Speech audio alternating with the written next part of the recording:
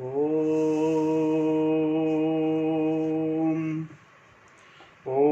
भूर्भुवः स्वः तत्सवितुर्वरेण्यं भर्गो देवस्य धीमहि धियो यो नः प्रचोदयात्। ॐ सहना भवतु सहनौ भुनक्तु सह वीर्यं करवावहै तेजस्विनावधीतमस्तु मा विद्विषावहै। ॐ शान्ति शान्ति शान्तिः। श्रुतिस्मृतिपुराणानाम् आलयं करुणालयं नमामि भगवत्पादशङ्करं लोकशङ्करं शङ्करं शङ्कराचार्यं केशवं बादरायणं सूत्रभाष्यकृतौ वन्दे भगवन्तौ पुनः पुनः। ॐ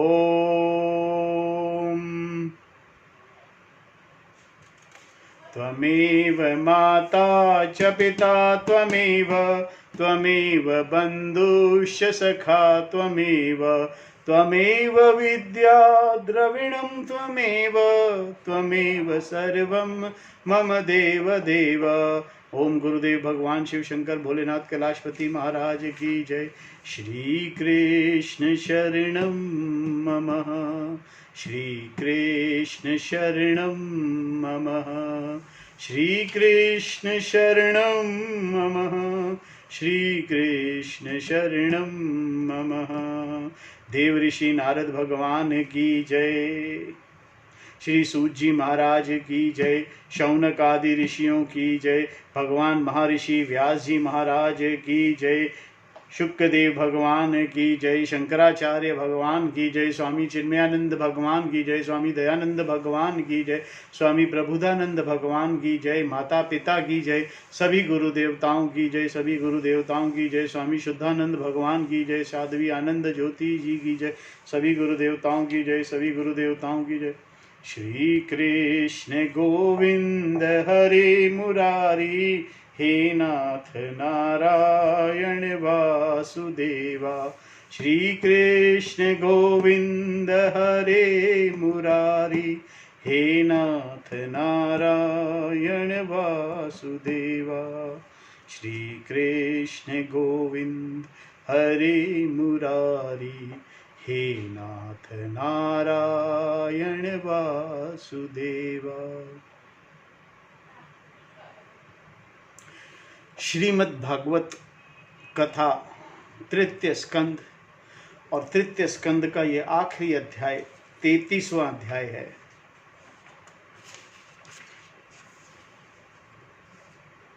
श्रीमद् भागवत कथा के अंदर कथाएं हैं, भगवान की लीलाओं की कथाएं हैं। इसमें अभी हमने जो सबसे भगवान का पहला अवतार वराह अवतार की लीला कथा सुनी थी, जहाँ भगवान ने पृथ्वी का उद्धार किया था।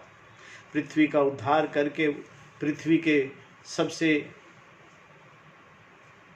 प्रथम महाराजा मनु और शत्रुपा हुए। महाराजा मनु और शत्रुपा के 3 पुत्रियां और 2 पुत्र थे, जिसमें से एक पुत्री देवहूति थी। देवहूति का विवाह कद्रम ऋषि जी से हुआ और कद्रम ऋषि जी के 9 पुत्रियां हुई और एक पुत्र जो स्वयं भगवान श्री हरि का अवतार कपिल महर्षि के रूप में हुआ। कपिल महर्षि ने सांख्य शास्त्र, जो अभी हमने पिछले 4 दिनों में पढ़ा, वो सांख्य शास्त्र भगवान ने लोकार्पण किया, अपनी माता को सुनाया और फिर संपूर्ण जगत को उस सांख्य शास्त्र का ज्ञान दिया। सांख्य शास्त्र जो है वेद शास्त्र ही है, वेदों से अलग कुछ नहीं है। वेद और उपनिषदों से अलग कुछ नहीं है। भगवान व्यास ने भी श्रीमद् भागवत कथा की जो रचना की, उस रचना के अंदर भगवान की लीलाओं के द्वारा वेदोक्त बात, वेदोक्त ज्ञान सरल से सरल भाषा में देने का प्रयास किया। इससे सरल और इससे ज्यादा समझ आने वाला और कोई भी शास्त्र नहीं है।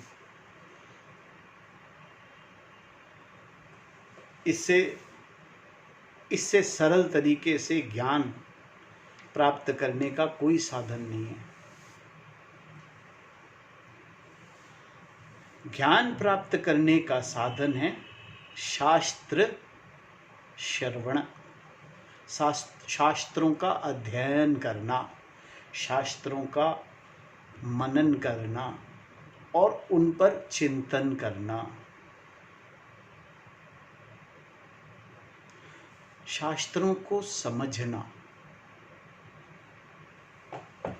और शास्त्रों का जो मेन इस पूरी कथा का, इस पूरी भागवत कथा का या किसी भी वेदांत ग्रंथ का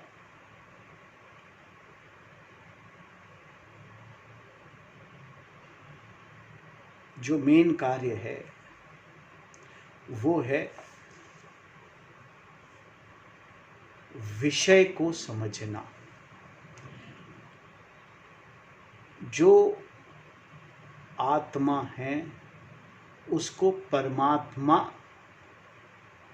कि वो परमात्मा से अलग नहीं है, परमात्मा के साथ एकाकार है, परमात्मा ही है, ब्रह्मन ही है, अलग कुछ नहीं है। ब्रह्मन से अलग, परमात्मा से अलग कुछ नहीं है, ये समझना। वेद और ये जो जितने भी शास्त्र हैं ये सब साधन हैं परमात्मा को समझने का। समझना पड़ेगा अपनी बुद्धि में, और बुद्धि भी साधन है। जिस प्रकार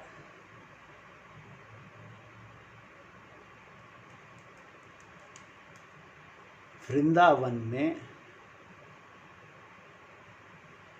बांके बिहारी लाल के दर्शन ही मकसद है, उसी प्रकार संपूर्ण शास्त्रों का मकसद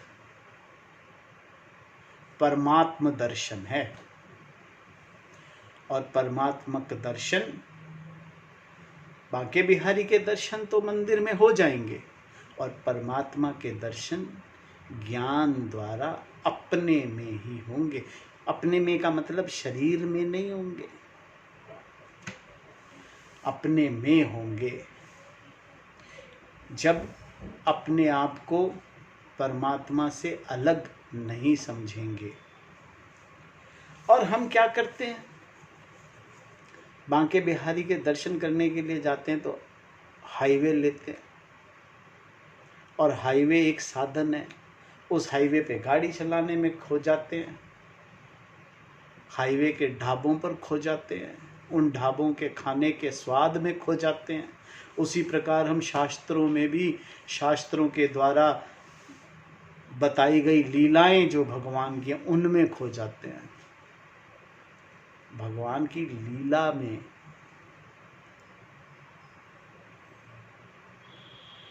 या भगवान की भक्ति में खोना नहीं है।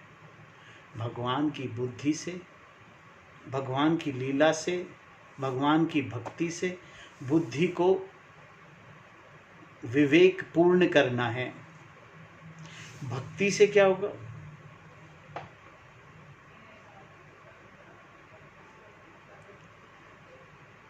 भक्ति से श्रद्धा उत्पन्न होगी। भक्ति से भगवान में श्रद्धा उत्पन्न होगी, और श्रद्धा से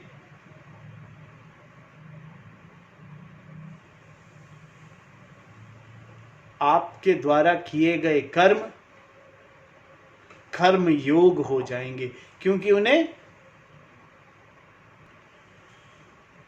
क्योंकि कर्मों को हम प्रार्थनात्मक कर भगवान को अर्पण करते चलेंगे। जब अपने कर्मों को हम अपने रोज़मर्रा के कर्म, चाहे वो गृहस्थ कर्म हो, चाहे वो व्यापारिक कर्म हो या व्यवहारिक कर्म हो या कोई भी तरह के कर्म हो, उन्हें हम प्रार्थनात्मक तरीके से भगवान को अर्पण करते चलें। जब हम भगवान को अर्पण कर देंगे तो उन कर्मों से जो हमें फल मिलेगा ना, कर्म फल जो मिलेगा, उससे हमारा बहुत मोह नहीं रहेगा, क्योंकि हमारी बुद्धि विवेकपूर्ण होती जाएगी। और जब बुद्धि विवेकपूर्ण होगी तो कर्म फल से मोह नहीं होगा, और कर्मों से और कर्म फलों से वैराग उत्पन्न होगा। धीरे धीरे होगा, एक बार में आज ही नहीं हो जाएगा, समय से होगा, धीरे धीरे। और इसमें जल्दी भी कोई नहीं है, आराम से आप अपने कर्म करिए और प्रार्थनात्मक तरीके से करते करते भगवान को अर्पण करते रहिए। आज जो कर्म करे भगवान तुझको अर्पण है, जो फल दे स्वीकार है। गलत फल भी मिलेंगे, ऐसा नहीं है कि आज आपने जो कर्म करे उनका सबका रिजल्ट बहुत बढ़िया आने वाला है, ऐसा नहीं होगा। क्योंकि रिजल्ट आपके प्रारब्ध के अनुसार, आपके संचित कर्मों के अनुसार, कई संचित कर्म इकट्ठे किए हुए उनका फल मिलना है, इसीलिए फल जो है वो मिलेगा। और उस फल में संतुष्टि करना, उस फल में श्रद्धा रखना, भगवान में श्रद्धा रखने से उस फल में श्रद्धा रहेगी। उस श्रद्धा से धीरे धीरे कर्मों से और कर्म फल से वैराग होगा। वैराग का मतलब है कर्म करते हुए, फल भोगते हुए भी, चाहे वो सुख का फल हो चाहे दुख का फल हो, तकलीफ या बहुत ज़्यादा खुशी या बहुत ज़्यादा तकलीफ नहीं होगी। और फिर जब आप वैराग उत्पन्न होगा तो बुद्धि विवेकपूर्ण होकर जिज्ञासु होगी, और जब बुद्धि जिज्ञासु होगी तो बुद्धि ज्ञान के लिए जिज्ञासा करेगी। और ये सब बहुत धीरे धीरे होगा, और ये हम आगे डिस्क्राइब करेंगे, धीरे धीरे डिस्क्रिप्शन, इसकी डिटेल्ड एनालिसिस करेंगे। और यहाँ पर 33वें अध्याय में, जो पहले अध्याय थे उसमें भगवान ने यही सब देवहूति, माँ देवहूति को सांख्य शास्त्र के ज्ञान में बताया, जो हमने कल भी देखा था। तो विषय से ना खो जाइए, विषय से अलग नहीं होना। भगवान की लीलाओं के बारे में जब हम पढ़ेंगे ना, तो उन लीलाओं में नहीं खोएंगे, उन लीलाओं से जो ज्ञान की बात दी जाएगी उस ज्ञान की बात को हम पकड़ लेंगे, कोशिश करेंगे, पकड़ेंगे। और आज हम 33वें अध्याय में पढ़ेंगे देवहूति को तत्व ज्ञान एवं मोक्ष पद की प्राप्ति।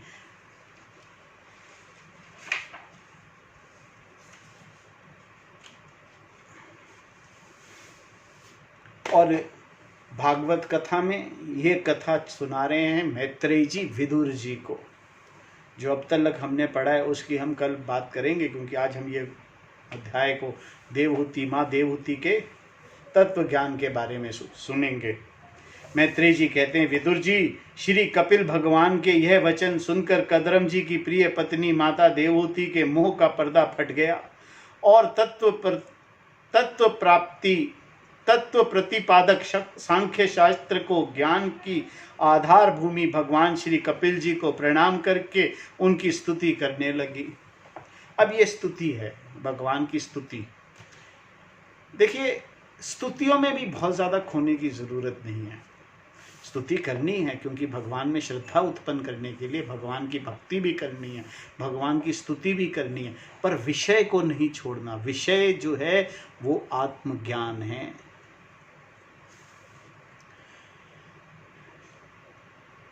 श्रद्धा, भगवान में श्रद्धा का मतलब भगवान की पूजा करना, प्रार्थना करना, भगवान की स्तुति करना, ये विषय की ओर ले जाने के साधन हैं और साधनों में खोना नहीं है। अक्सर क्या होता है, हम साधनों में खो जाते हैं।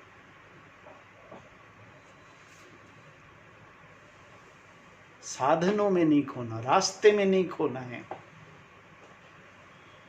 रास्ते में चोटी वाले ढाबे के पराठों में, उसके स्वाद में नहीं खोना है, क्योंकि हमारा जो विषय है वो है परमात्म दर्शन,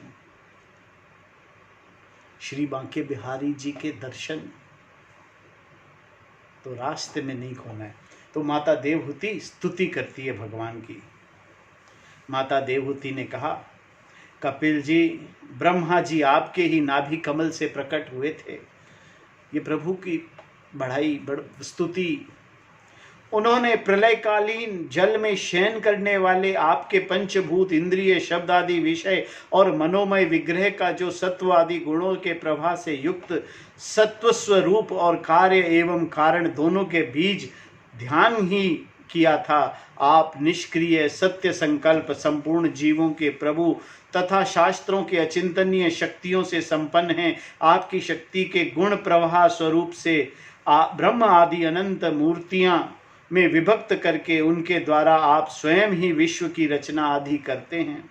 नाथ, यह कैसी विचित्र बात है कि जिनके उदर के प्रलय काल आने पर यह सारा प्रपंच लीन हो जाता है, और जो कल्पांत के मायामय बालक का रूप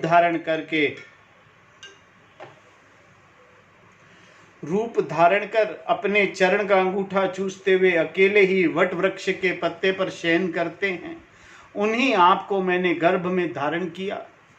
विभु, आप पापियों का दमन और अपने आज्ञाकारी भक्तों का अभ्युदय एवं कल्याण करने के लिए स्वेच्छा से देह धारण किया करते हैं। अतः जिस प्रकार आपके 12 आदि अवतार हुए, उसी प्रकार यह कपिल अवतार भी मुमुक्षुओं को ज्ञान मार्ग दिखाने के लिए हुआ है।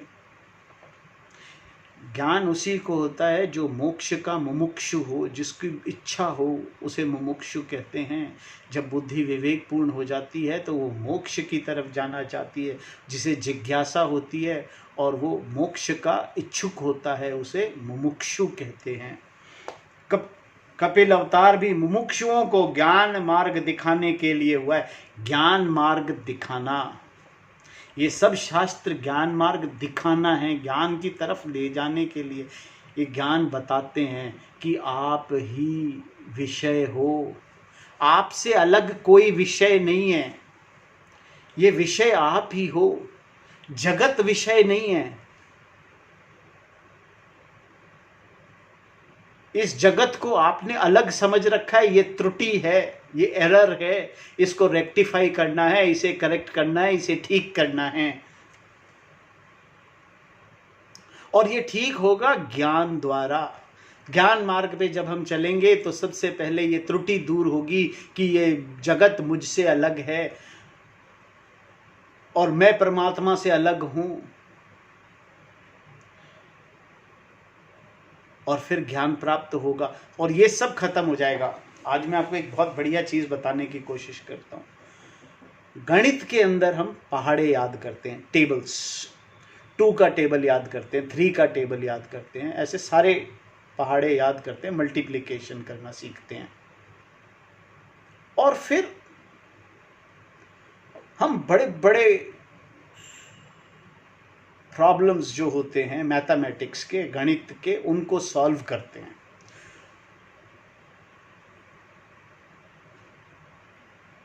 हम बड़े विशेषज्ञ बन जाते हैं, गणितज्ञ बन जाते हैं, पर उनको सॉल्व करने के लिए वो पहाड़े जो है ना वो काम आते हैं।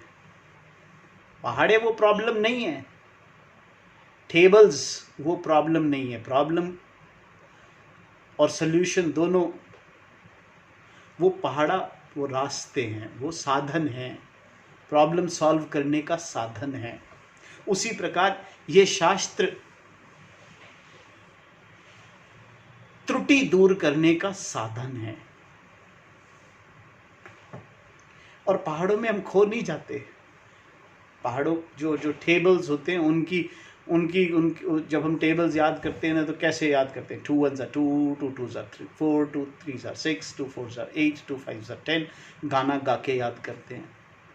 उस गाने में खो नहीं जाते। थोड़े दिन तक तो गाना गाते हैं, अच्छा लगता है, और वो गाना ज़रूरी भी है, क्योंकि टेबल्स याद रखने हैं हमारे को आगे सॉल्यूशन के लिए। आगे जो बड़ी बड़ी क्वेश्चंस आएंगे, जो अर्थमेटिक के क्वेश्चंस होंगे, उनको सॉल्व करते हैं उन टेबल्स के द्वारा।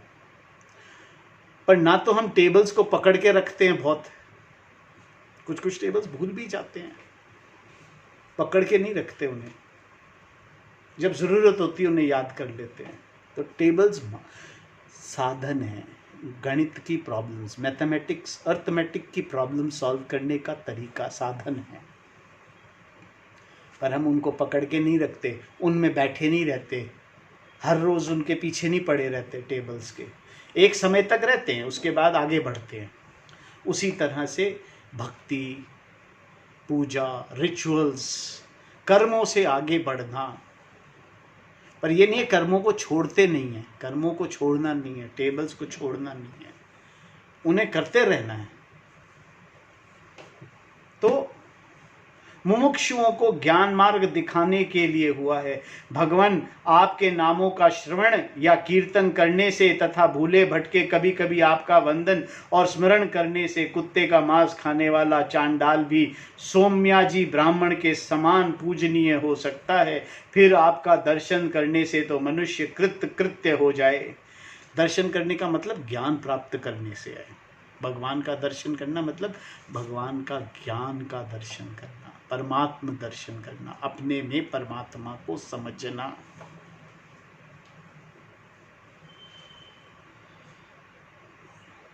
वह चांडाल भी इससे सर्वश्रेष्ठ है कि उसकी जिह्वा के अग्रभाग में आपका नाम विराजमान है। जो श्रेष्ठ पुरुष आपका नाम उच्चारण करते हैं, उन्हें तप, हवन, तीर्थ स्थान, सदाचार का पालन और वेद ध्यान सब कुछ कर लिया। कपिल देव जी, आप साक्षात परम ब्रह्म हैं, आप ही परम पुरुष हैं। वृत्तियों के प्रवाह को अंतर्मुख करके अंतःकरण में आपका ही चिंतन किया जाता है। आप अपने तेज से माया के कार्य गुण प्रवाह को शांत कर देते हैं तथा आपके ही उदर में संपूर्ण वेदत्व निहित हैं।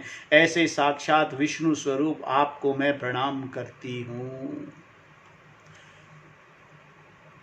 ये संपूर्ण वेद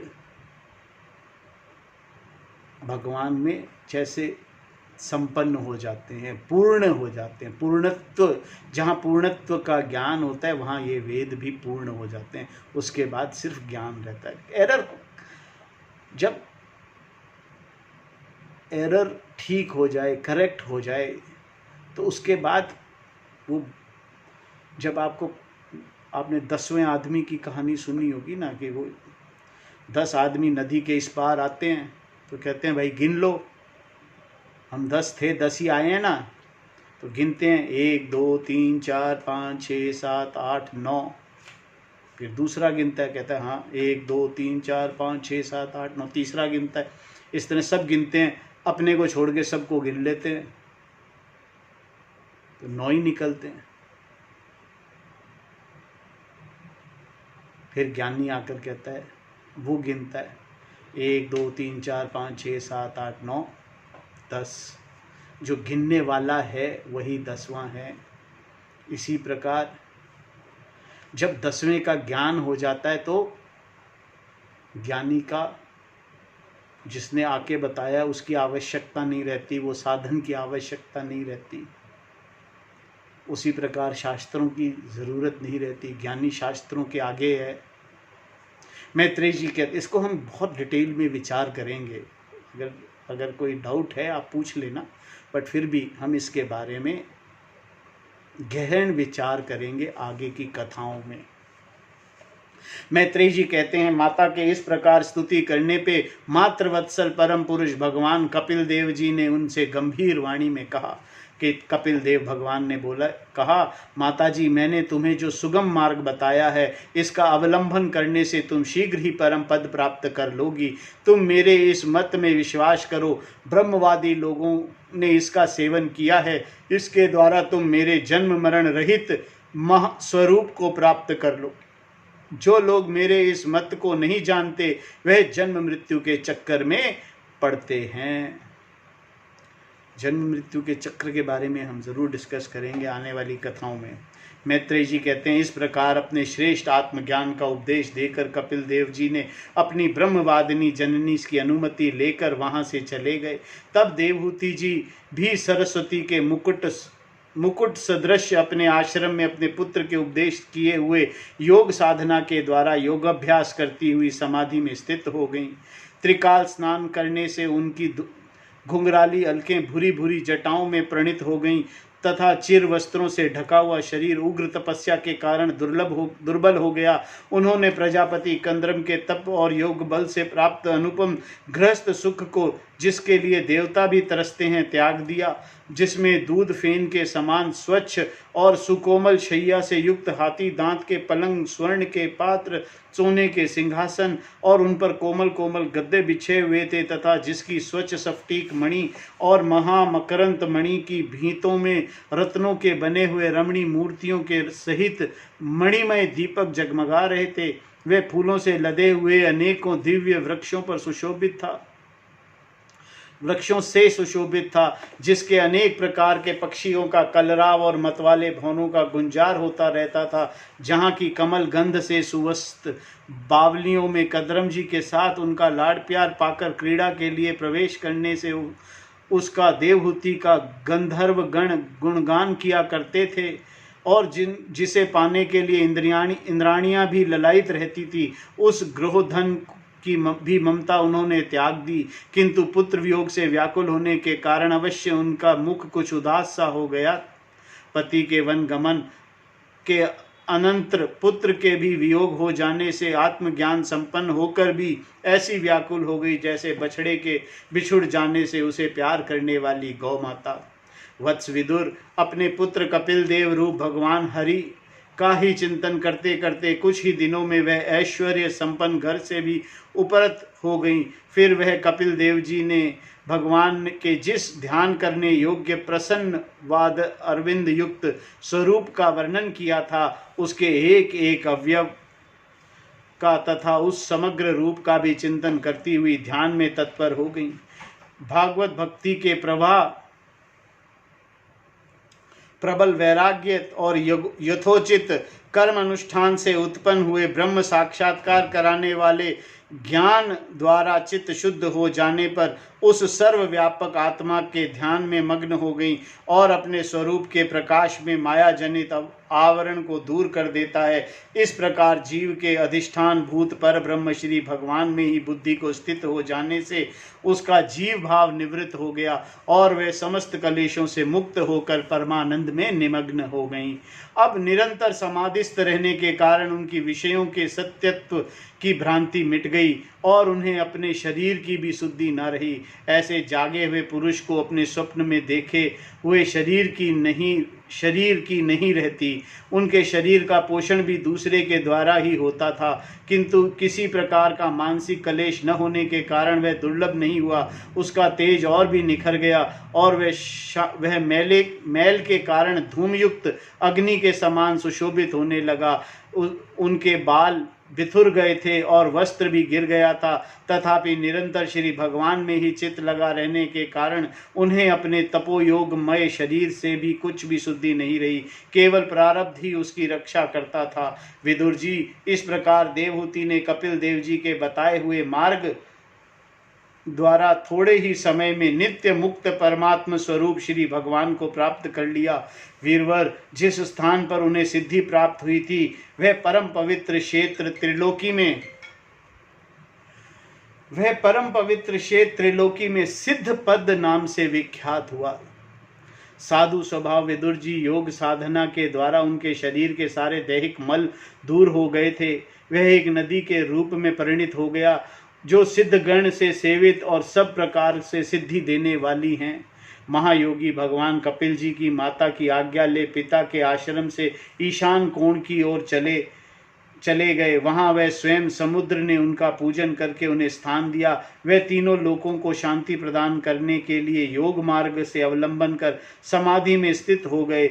सिद्ध चारण गंधर्व मुनि और अप्सरागण उनकी स्तुति करते तथा सांख्याचरण गण भी उनका सब प्रकार सत्वन करते थे। निष्पाप विदुर जी, तुम्हारे पूछने से मैंने तुम्हें यह भगवान कपिल और देवहूति की परम पवित्र संवाद सुनाया। यह कपिल देव जी का मत अयोध्या आध्यात्मक योग का गूढ़ रहस्य है। जो पुरुष इसका श्रवण या वर्णन करता है, वह भगवान गरुड़ ध्वज की भक्ति से युक्त होकर शीघ्र ही श्री हरि के चरण अरविंदों को प्राप्त करता है। ये है तीसरा स्कंद समाप्त। हरि ओम तत्सत।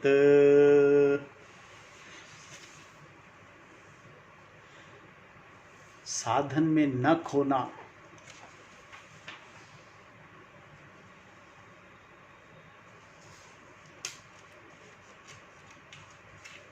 सिर्फ विषय का ध्यान रखना, विषय में ध्यान रखना।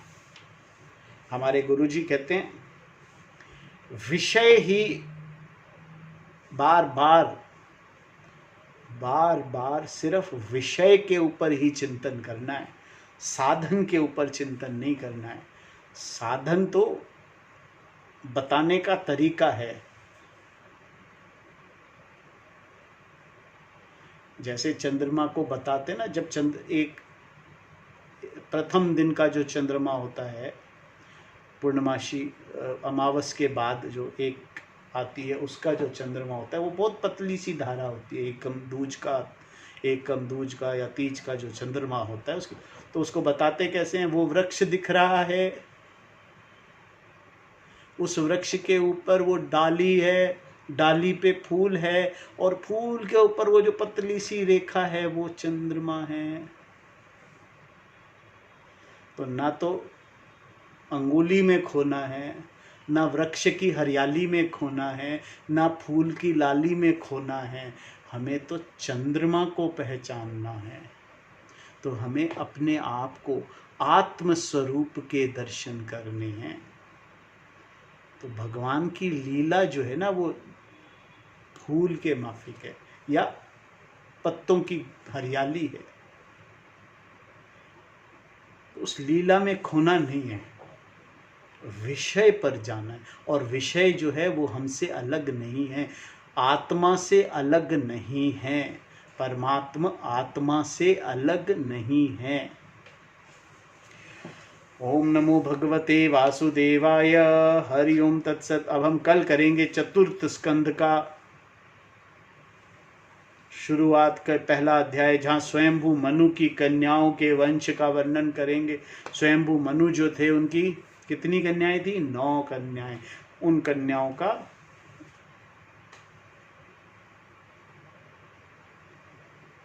उनके 2 पुत्र थे और 3 कन्याएं थी। 3 कन्याएं कौन सी थी? अकुति, देवहूति और प्रसूति। स्वयंभू मनु की 2 पुत्र थे, प्रियव्रत और उत्तानपाद। तो इनके हम आगे, इनके वंश कैसे चले। देवहूति के वंश का तो हमें पता लग चुका। देवहूति के वंश में भगवान कपिल मुनि का अवतार हुआ। और अब आगे बाकी लोगों के वंश के बारे में हम कल से अध्ययन करेंगे।